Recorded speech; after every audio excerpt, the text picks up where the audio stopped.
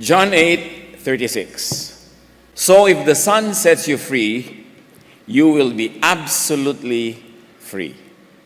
Be free from blank and blank. Mamaya, you fill the blanks. Thank you, Father, that we can gather in the name of your Son, Jesus, and seek guidance, enlightenment, teaching from you. Kayo po ang mangusap, set us free. Free from all powers that we should be freed from. In the name of Jesus we pray with thanksgiving. Mark 5:1-20, siguro mga 100 beses na nating nabasa to. Pero nais nating gataan ng mga dagdag na kaalaman. Si Jesus at ang kanyang mga alagad ay dumating sa kabilang ibayo sa lupain ng mga Gerasenes. Pagkababa ni Jesus sa bangka, siya ay sinalubong ng isang lalaking sinapian ng masamang espiritu. Ito ay major ministry ni Jesus, magpalaya mula sa pagsapi ng masamang espiritu. And yes, merong masamang espiritu. Sariwain natin ang mga bagay-bagay na tungkol sa evil spirits. Luke 11:24, when an evil spirit leaves a person, it goes into the desert, searching for rest. But when it finds none, it says, I will return to the person I came from. Matapos na umalis ang isang espiritu mula sa isang tao na kanyang tinirhan without permission at wala siyang ibang makitang lilipatan, pinag-iisipan niyang balikan. Tingnan niyo ang katabi niyo. Pag-pray niyo lang, hindi naman siguro siya ang babalikan. Parang wala silang sariling bahay o territory, itong mga espiritu na to. Kaya trespassing and squatting on, possessing even dominated hosts. Wala silang kwentang bisita kasi sinisira nila yung kanilang host. At meron silang, yes, kakaibang powers. They are powerful but not all powerful. Ang mga anak ng Diyos na nananalig kay Jesus ay hindi dapat matakot sa mga espiritu. These spirits exist in another dimension, sometimes called in the air. Their native abode is other dimensions and space. Pero ang nakakapagtaka, nagsisiksik sila sa earth at sa creatures on earth. Now, evil spirits can damage their occupied hosts, can even bind, tali people. Kaya sabi ni Jesus, nung siya ay pinipigilang gumawa ng himala at magpalaya ng isang taong tinitirhan ng espiritu, Luke 13:16, ang anak na ito ni Abraham ay ginapos ni Satanas sa loob ng 18 taon. 18 taon na siyang nagdurusa. Ngayon gusto ko siyang palayain. Sasabihin niyo, araw ng Sabat, bukas na. Tagal na nga niyang nahirapan. Sabi ni Jesus, Sabbath was made for man, not man for the Sabbath. Para sa ikabubuti ng tao ang Sabbath. At kung ikabubuti niya na may gawin tayo during Sabbath, let's do it. Evil spirits cannot resist being cast out by Jesus or in the name of Jesus.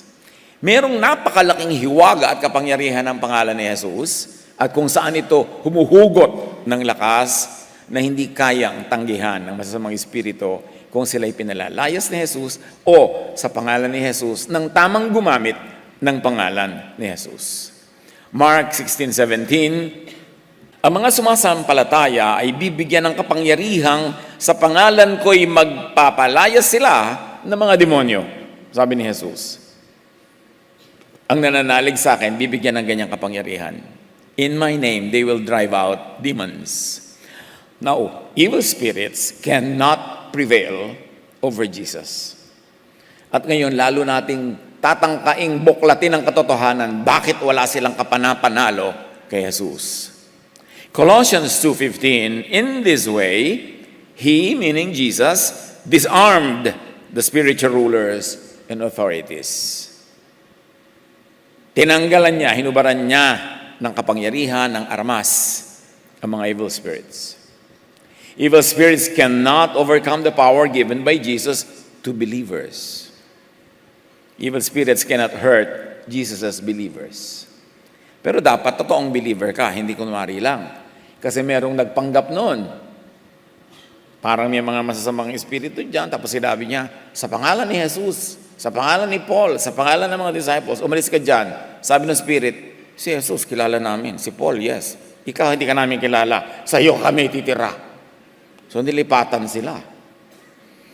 So, hindi ganun-ganun lang yun. Hindi yung dinadaan sa biro. Kailangan totoo sa puso mo na naniniwala ka talaga kay Jesus. At kung hindi ka naniniwalang totoo, bistado ka ng mga spirit. Alam nila yun. Luke 10:19, binigyan ko kayo ng kapangyarihang daigin ang lahat ng kapangyarihan ng kaaway at walang makakapanakit sa inyo. Wala silang magagawa sa mga anak ng Diyos in the name of Jesus. 1 John 4:4, you, dear children, are from God and have overcome them, because the one who is in you, the Most High God, is greater than the one who is in the world or the god of this world. People become vulnerable to demonic habitation or even possession because of their brokenness, guilt, and fear. Kahit mga psychiatrists, sasabihin nila, at ang mga talagang maaalam na spiritual counselors, sasabihin din nila, usually, pag na-possess, o kaya usually, pagka sobrang pumasok sa depression, yung wala ng kontrol sa sarili, may mga sintomas. Malungkot yan, o sobrang lungkot. Ang laki ng guilt trip niyan. Malaki ang takot niya, takot na takot. At ito ang ginagawa ng Jewish law sa mga tao. Dahil napaka-istrikto, napakataas, hindi naman maabot, napaka-ideal, hindi naman masunod, lahat tuloy ng nagpapailalim sa Jewish law ay nabubuhay sa guilt at kasunod nun, fear. At yung mga yon nagiging kandidato na ma-depress. At pag na-depress ka, nalungkot ka, na-guilty ka, sumihina ang iyong defenses, pinagsasamantalahan yun ng masasamang espiritu at maaari ka talagang salakayin o tirhan o iposes o guluhin. Now, hindi lahat ng akala nila napoposes, napoposes ka. Marami, clinically depressed lang. Walang espiritong involved. Meron naman kumisan, meron. But how can you tell? Kailangan, inaaral mo mabuti. Pero yes, bakit ang daming possess sa Israel? Sa ministry ni Jesus, ang dami-daming pinoposes ng mga diablo. Kasi nga, yung mga Jews, under the Jewish law, are living in constant fear of suffering, of punishment, of judgment. They live in constant guilt, constant self-destruction in the spirit. Kaya candidate sila. Kaya ang dami-daming nagiging possessed. At kahit ngayon sa modern times, psychiatry studies will tell you na napakaraming religious leaders are seeing psychiatrists. Kasi nga, ang taas-taas ng teaching nila, hindi naman nila nasusunod. Nananakot sila ng judgment, pero sila takot din. Yung mga standards sa ipinapangaral nila, hindi rin naman nangyayari sa sarili ng buhay. So, nagkakaroon sila ng double personality. Nagkakaroon din sila ng fear. Fear na mabisto ng iba, na hindi pala sila ganun talaga kabanal. O kaya fear na maparusahan, fear na matanggal ng church dahil empleyado siya ng church, kung ano-ano. Kaya ang daming religious people are depressed, and many of them even get to the point of getting possessed. Kasi nga, mahina yung defenses. Mahirap kung i-possess ang spirit kung ikaw ay peaceful, rested, tahimik, trusting, happy. Kaya yun ang gusto ni Jesus. Sabi niya, come to me, all of you who are tired and heavy laden, I'll give you rest. Huwag kang magpagod sa iyong relihiyon kasi pag pagod na pagod ka, mapagsasamantalahan ka ng diablo. Para rin yung mga virus.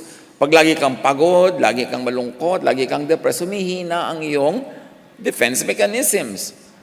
Humihina ang iyong immunity, nagiging candidate ka na matirhan ng mga virus. Kaya mahalaga ang tao, tahimik. Paano ka tatahimik kung under ka ng law na hindi mo naman talaga nasusunod at nagpe-pretend ka lang nasusunod mo? Paano ka matatahimik? Kaya ang dami-daming hirap na hirap ang loob. Awang-awa si Jesus sa mga relihiyosong Jews who are oppressed under the law. At yan ang one big na sumisira nagpapagilty at nananakot the law. Oppression of the law brings this about. Matthew 23:4, they crush people with unbearable religious demands. Nagpapataw sila ng mabibigat na pasanin sa mga tao. May mga nagtatanong, Pastor, kailan po kaya tayo titigil mag-preaching on the law? On the Pharisees, bakit ka titigil? Yan nga, nagpapahirap sa mga tao at siguro mamamalat na tayo ng kauulit. Hindi pa naiintindihan ng lahat sabay-sabay, may naiiwan pa. May nakakaintindi pero merong hindi pa, merong konti pa. So iiwan na lang ba natin yung mabagal makaunawa para mapag-usapan naman natin ay recipe ng paano gumawa ng siopaw. Mahalagang topic yan, hindi dapat pagsawaan.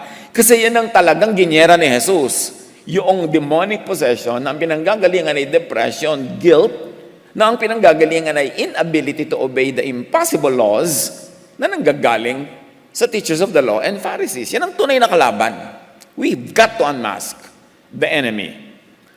Sabi ng psychology and even psychiatry, some cross-sectional research suggests that certain life stressors may make highly religious people more vulnerable to depression. Ayan, hindi na religion na nagsasabi niyan. Science tells us that. Religion or spirituality could center on negative emotions of high-level guilt and remorse, feeling sorry and blame-worthy. The moment na kinonsider mo ang sarili mong blameworthy, masama ako, makasalanan ako, kailangan akong magdusa, tinatanggap ko ang anumang pag-alipusta at pagsampal at pagtapak nyo sa akin, the moment you position yourself in that configuration, you're inviting demonic habitation. Kasi bukas ka, tapos wala kang defense. Legalistic, judgmental, punitive religion is a rich breeding ground for this infection. Isolation, depression, vulnerability will invite demonic opportunism. Kaya gusto ni Jesus, tahimik ka, payapa ka, masaya ka. Pagka miserable, malungkot, natatakot, you open yourself to demonic colonization. Bigla kang magkakaroon ng informal settler right in the middle, in the center of your being. Balik sa kwento, yung lalaking pinuntahan ni Jesus. Ang lalaking ito'y nakatira sa mga libingan. Yun daw lalaking tinirhan ng masamang espiritu, nakatira na rin sa libingan. Siyempre, kung ano nangyayari sa loob, mangyayari din sa labas. Dahil ginawang libingan ng mga impacto ang kanyang kalooban, siya man nagtira na rin sa mga libingan. Ang inaalihan ng masamang espiritu ay nahihiwalay sa kapwa at sa lipunan. Again, enter the Jewish law na mahilig manghiwalay. Mahilig lumayo, mahilig magtakwil, mahilig magpalayo sa mga hindi desirable, sa mga hindi acceptable. Kaya once more, nagiging breeding ground for demonic possession or at least clinical depression yung kanilang religious climate. Separatist, squeamish religion could also isolate a person from social support systems. Hindi imposibleng makarinig hanggang ngayon na mga sariling ina o ama nagtatakwil ng anak na ang mga standards of lifestyle ay hindi katanggap-tanggap sa church ng ama o ng ina. Tatakwil kita anak, hindi pwede hindi kita takwil kasi officer ako sa church namin. Mapipintasan nila ako, matatanggal ako sa ministry, wala akong pakialam sa mga baggage mo, wala akong pakialam sa reality mo, sa problema mo, kailangan maganda ang image ko sa church, so itatakwil kita. Ang dami nun, nangyayari yun. Nagtatakwila ng ama, ng ina, ng anak, ng kapatid, ng asawa para maganda ang image sa church. Or, kahit pa nga sincerely naniniwala silang mali yung mga mahal nila sa buhay, itatakwil mo, itutulak mo palayo, gagawin mo siyang candidate na dapuan ng mga masasamang espiritu. Kung siseryosin niya ang pagtatakwil mo sa kanya. Isolation opens the door for weakness and for evil spirit habitation and possession. For psychological and psychiatric illnesses with symptoms of what religion calls possession. Dapat paghihiwalayin natin yung true spiritual possession at yung clinical depression. Pero magkakambal yan. There's a very thin line between the two.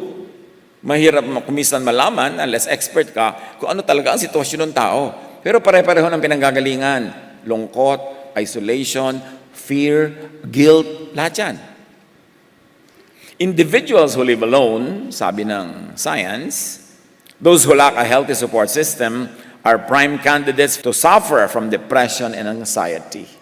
And when you are depressed and anxious, can the evil spirits be far behind to take advantage of your weakness? Tuloy ang kwento, Mark 5. Hindi na siya yung possessed, maigapos, kahit tanikala pa ang gamitin. At bagamat madalas siyang gapusin ng tanikala sa kamay at paa, nilalagot lamang niya mga ito. Wala nang nakakapigil sa kanya. Araw-gabi nagsisisigaw siya sa mga libingan at sa kabundukan at sinusugatan din niya ng matalas na bato ang kanyang sarili. Alam niyo, sa Arabian Peninsula, where Israel is, doon sa buong area na yan, yung geological formations dyan, makakita ka ng napakaraming maninipis na mga batong, ultimo, parang blade, parang kutsilyo. Mahihiwa mo talaga ang sarili mo using these stones. At marahil ito yung mga batong tinutukoy dito sa kwento.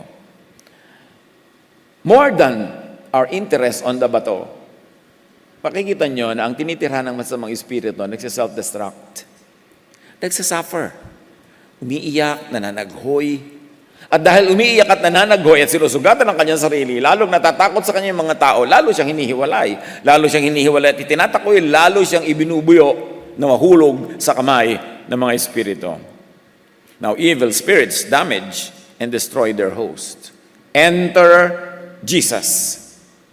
Mark 5. Pagkababa sa bangka ni Jesus, malayo pa'y natanaw na nito si Jesus, patakbo itong lumapit at lumuhod sa harapan niya. Itong kinatatakutan na taong ito, natitira ng espiritu, hindi maigapos kahit ng tanikala. Nilalagot lang niyang parang papel ang mga kadena. Nung makita si Jesus, nagtatakbong palapit at sumamba. Mabuti pa siya. Kilala niya si Jesus. This means recognition of superior. Submission to the chain of authority, because later he will reveal that he is a legion. And it's a military term. A legion in those days would probably be composed of 5,000 to 6,000 men. Legion siya. But one thing with the military establishment is the chain of command. So when they see a superior, they salute. This spirit, or these spirits, saw Jesus and knelt down. Hindi nagsalute. Kung Roman officer lang yon, saludo. Pero si Jesus ang dumating, lumuhod. There's a great lesson here. It was surrender, meaning eventual obedience. Mark 5, sumigaw siya ng malakas.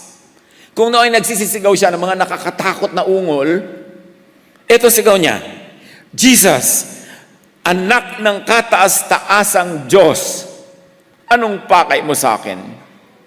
Out of the mouth of spirits come the truth na si Jesus ay anak ng kataas-taasang Diyos.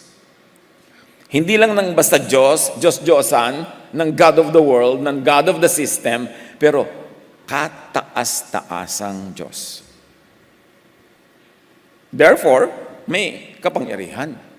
May authority si Jesus over evil spirits because He is Son of God Most High.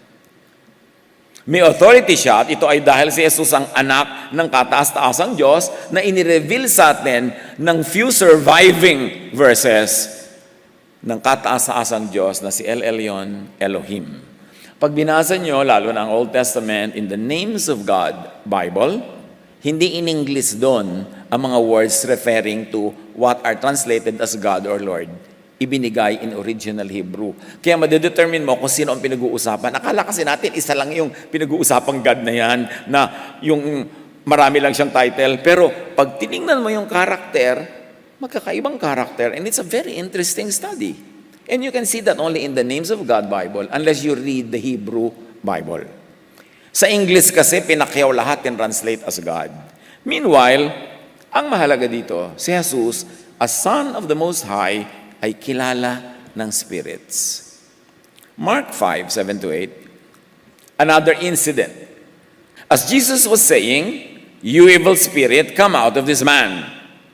The man shouted loudly, "What do you want with me, Jesus, Son of the Most High God?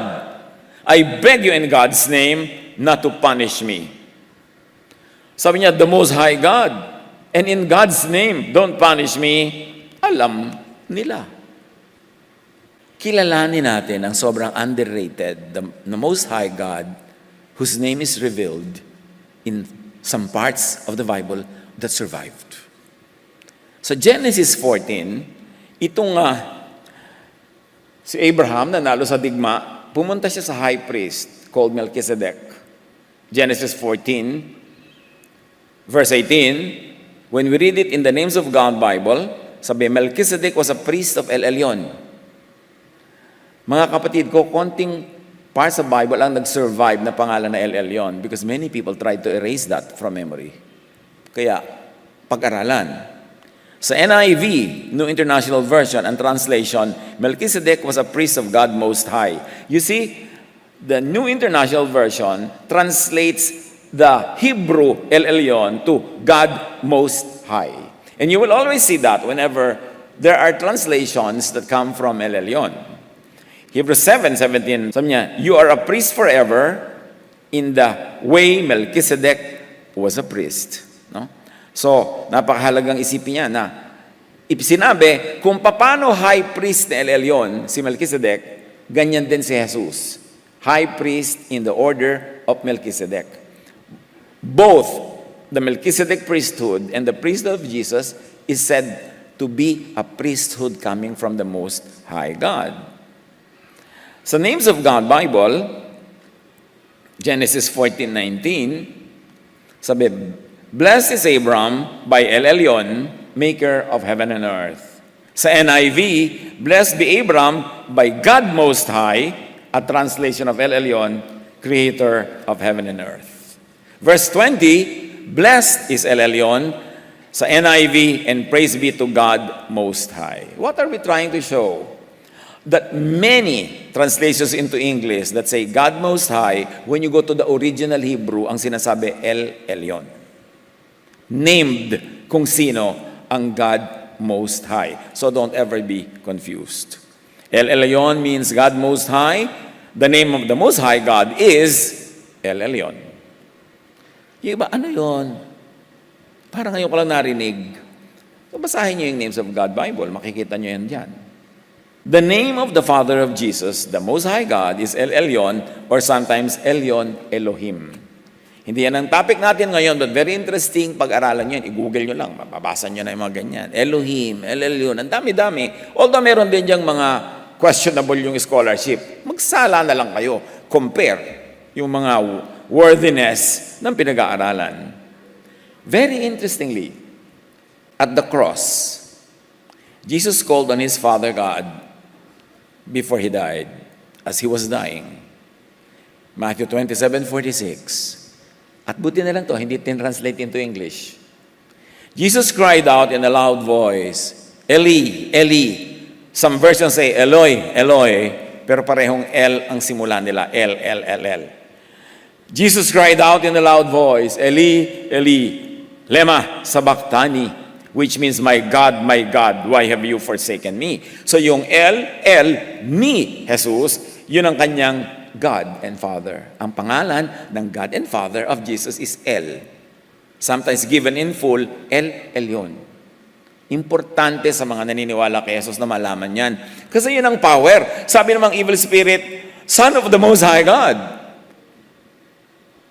Sabi nila, Son of El Elyon, don't punish me. Son of El Elyon, what have you to do with me? Please, do not punish me before the time.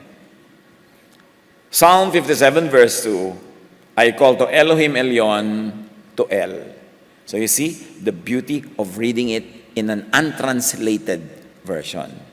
Sa NIV, tinranslate yan, I cry to God, Most High, to God. So pag nakita yung word na God, El, Elyon. Meanwhile, pag nakakita mo yung word na Lord, it is an English translation of another name. And that is for you to research. Sa Psalm 78:35, they remembered that Elohim was their rock, that Elyon was their father. Sa NIV, they remembered that God was their rock and the Most High God was their Redeemer. Again, Elohim translated as God. Elyon translated as God Most High. Eto pa, nung pinuntahan ng anghel si Maria at sinabing magdadalang tao ka, Luke 1:30-32, you will conceive and give birth to a son, and you will call him Jesus. He will be very great and will be called Son of the Most High. Ibig sabihin, Jesus will be called Son of El Elyon. Very important to make such parallel readings. Jesus is called Son of the Most High God, therefore Son of El Elyon. Kung gayon, si Jesus ang may kapangyarihan over the God of this world, so-called the master of evil spirits. Si Jesus ang may kapangyarihan over evil spirits that disturb, damage, and destroy helpless people. Galatians 5:1, so Christ has truly set us free. Now make sure that you stay free and don't get tied up again in slavery to the law. Galatians call obedience to and submission to the law as slavery. Paul is very clear about his theology. Jesus came to set people free from the law, from slavery.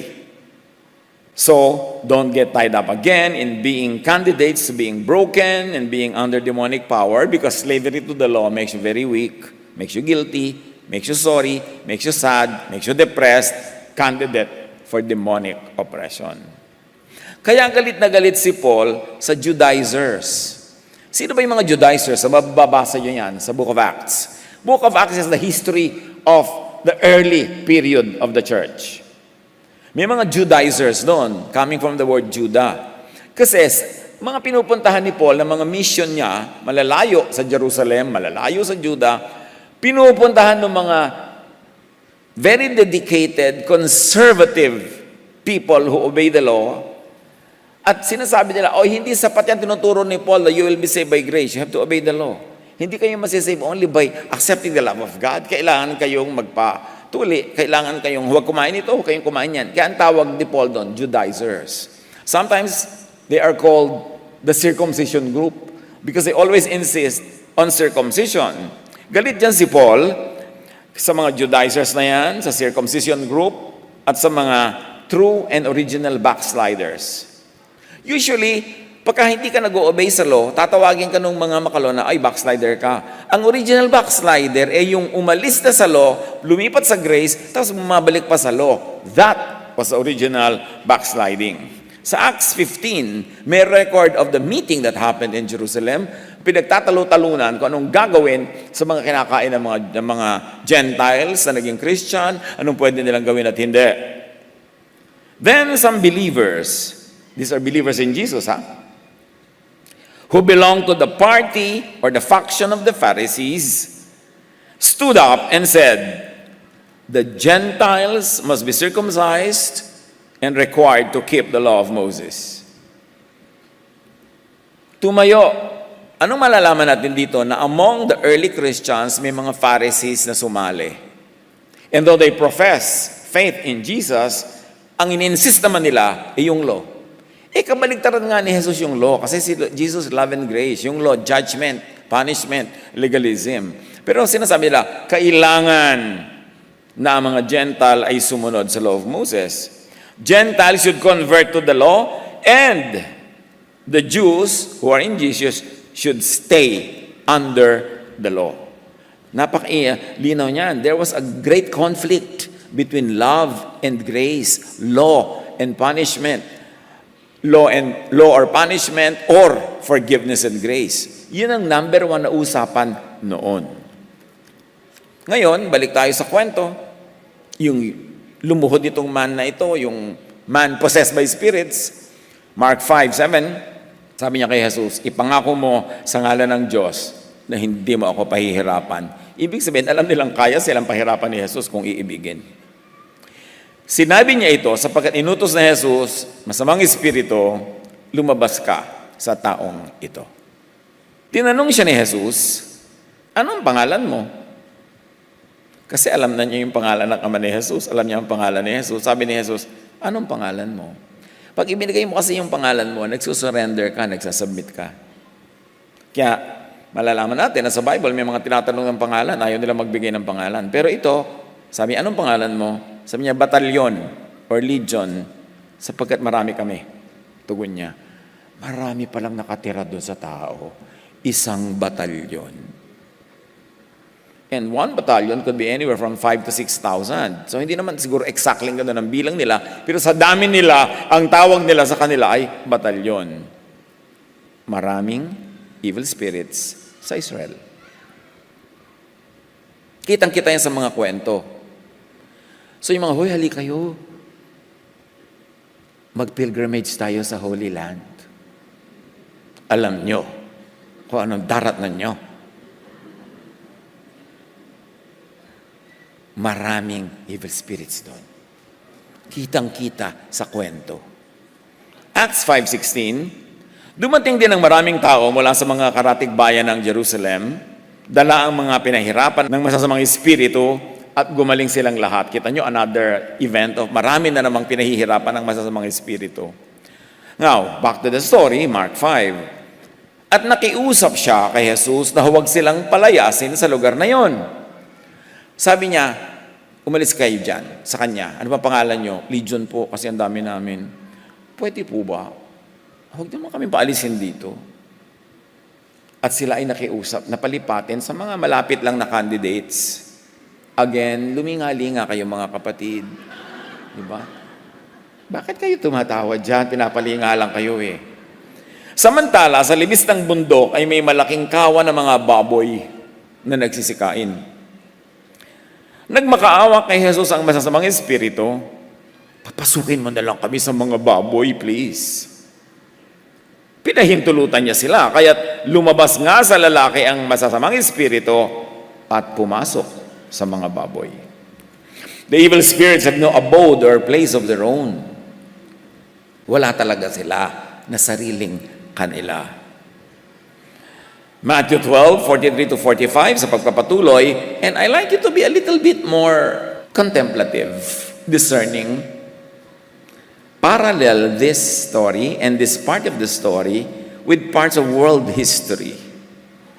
Kasi ang mga turo ni Jesus pwedeng maraming meaning. Parang kakanin na sapin-sapin, maraming layer. It belongs to the same kakanin, pero maraming layer. So ang mga isang kwentong ganyan, pwedeng maraming ways to read it.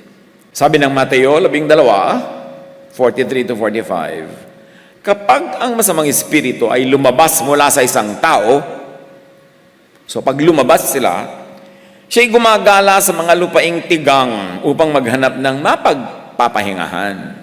So lalabas ka, maghahanap ka ng mapagpapahingahan. Kung wala itong matagpuan, ay sinasabi sa sarili, babalik ako sa tahanan ng aking pinanggalingan. I shall return. Pagbalik niya, at makita itong walang laman, o parang walang laman, kayang-kaya niya uling tirahan, malinis at maayos, aalis muna siya at magpapasama pa ng 7 espiritong mas masama pa kaysa sa kanya. At papasok sila sabay-sabay at maninirahan doon.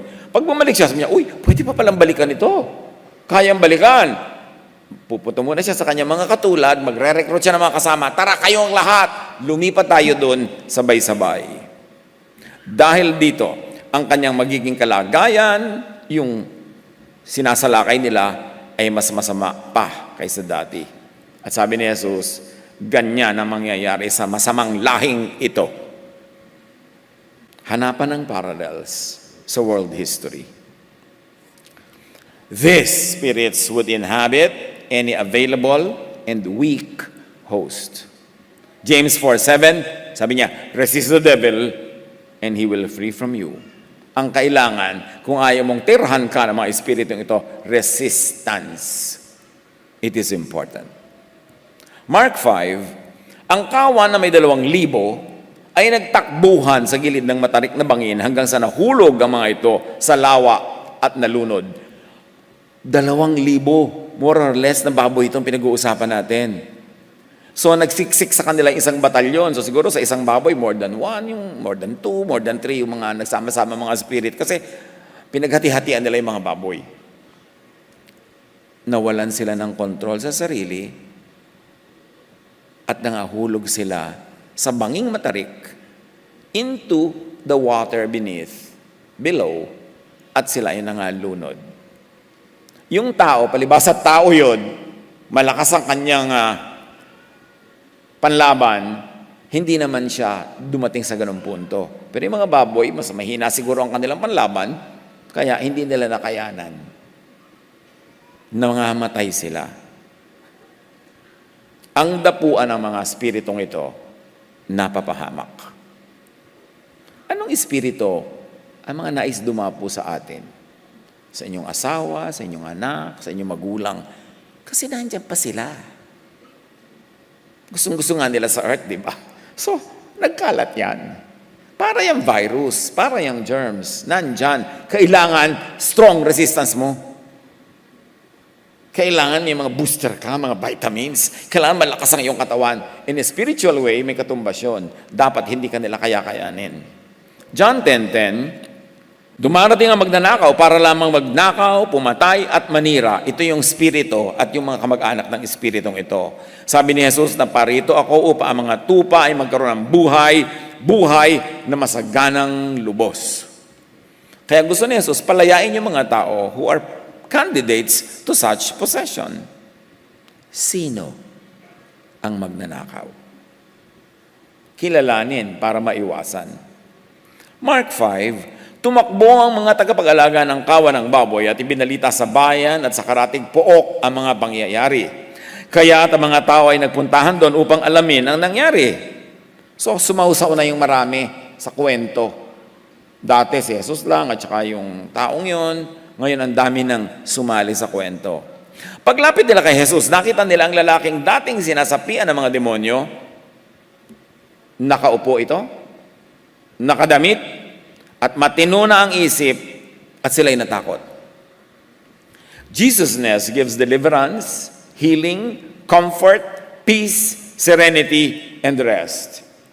Nakabihis na daw yung lalaki, so kanina hubad. Hindi ba marami pagka nawawala ng sariling bait, naguhubad, naglalakad sa kalsadang hubad, kasi wala silang control sa sarili. It is also a sign of grave depression.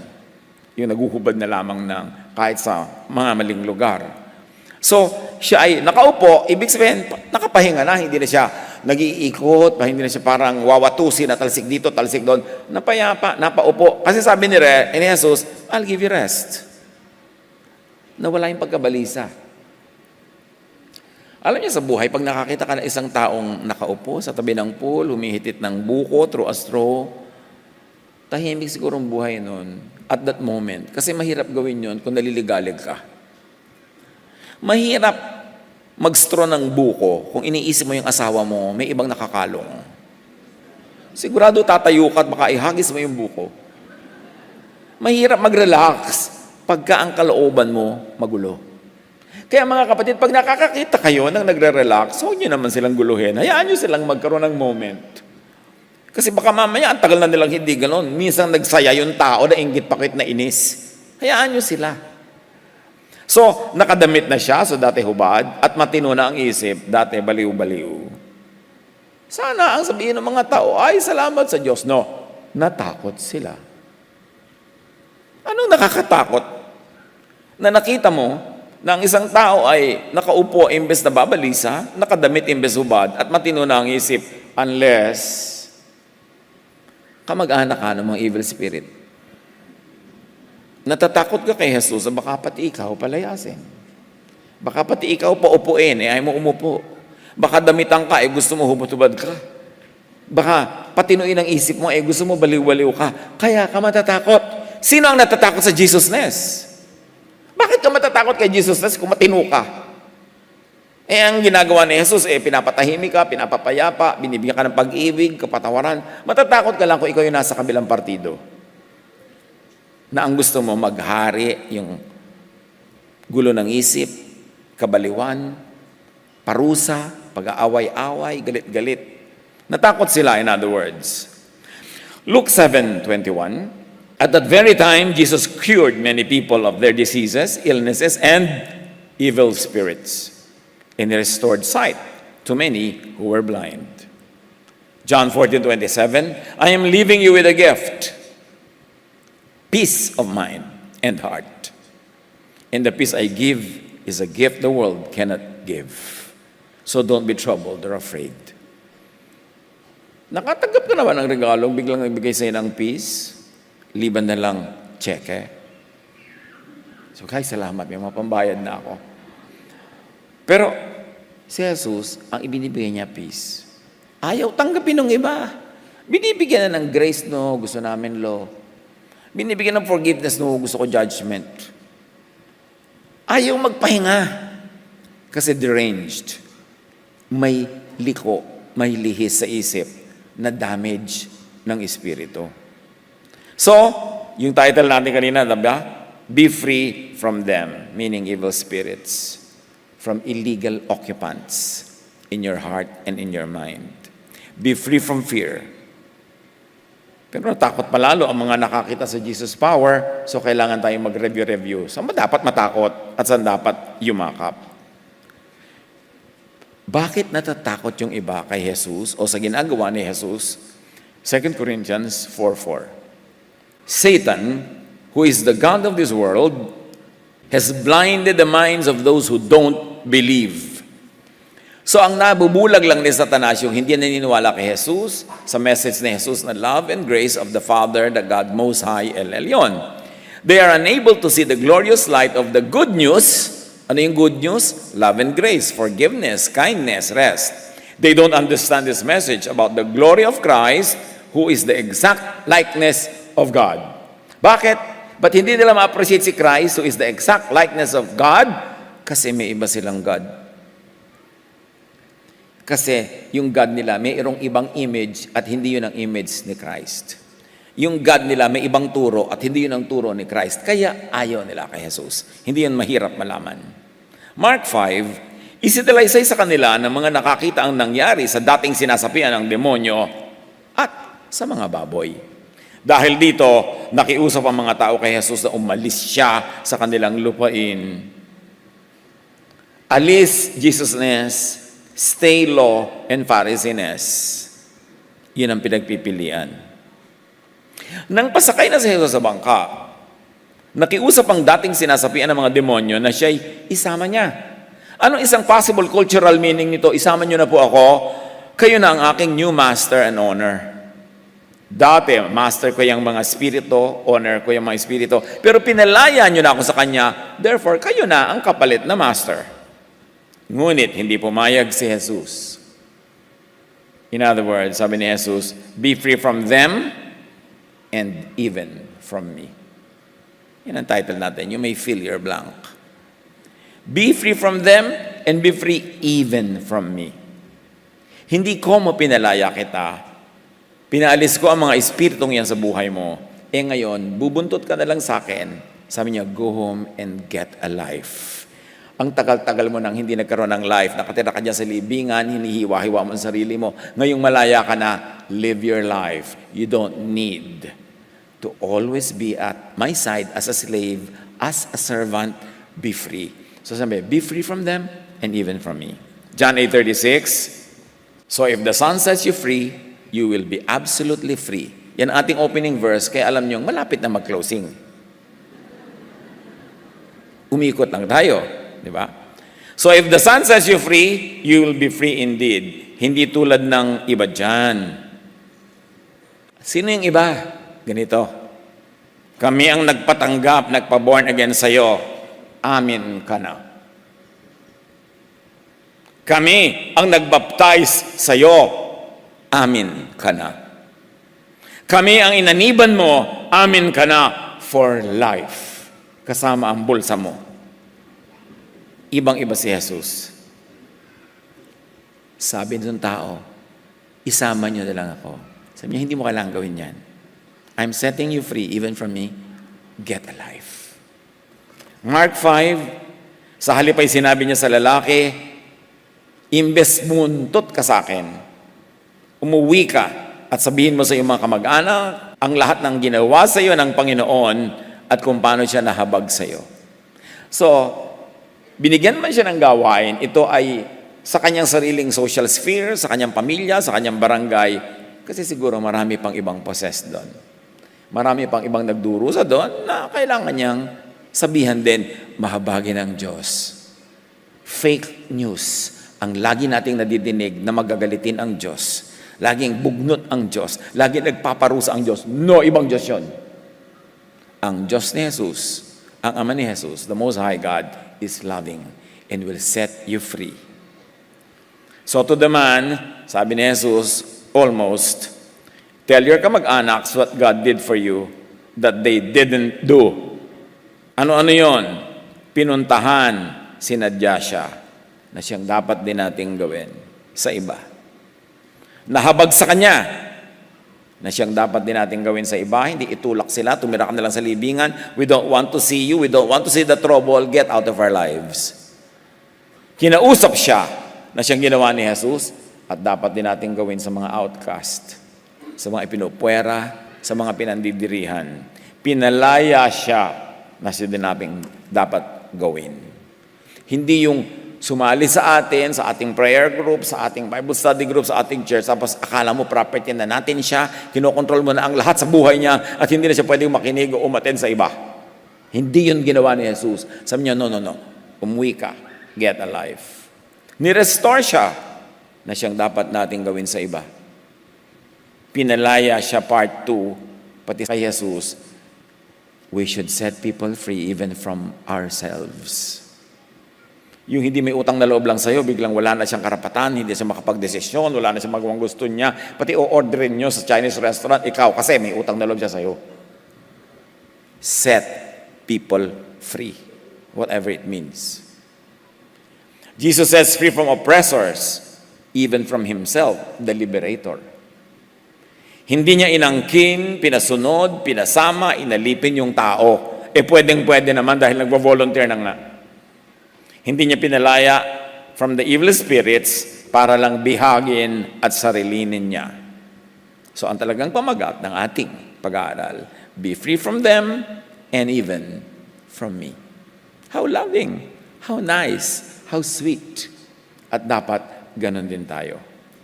So, sabi ni Jesus, edi gawin, umalis ang lalaki at ipinamalita sa buong Decapolis ang ginawa sa kanya ni Jesus. At namaangha ang lahat ng narinig yon. Kamangha-mangha na siya ipinalaya mula sa masasamang espiritu at kamangha-mangha na matapos siyang palayain ay pinalaya din siya to get a life. Hindi siya binihag, hindi siya inangkin, hindi siya kinanya-kanya. Ano ang kahulugan ng lahat ng ito sa buhay natin? Salamat Panginoon dahil kayo maraming pwedeng ituro. Sa sandali ng pananahimik,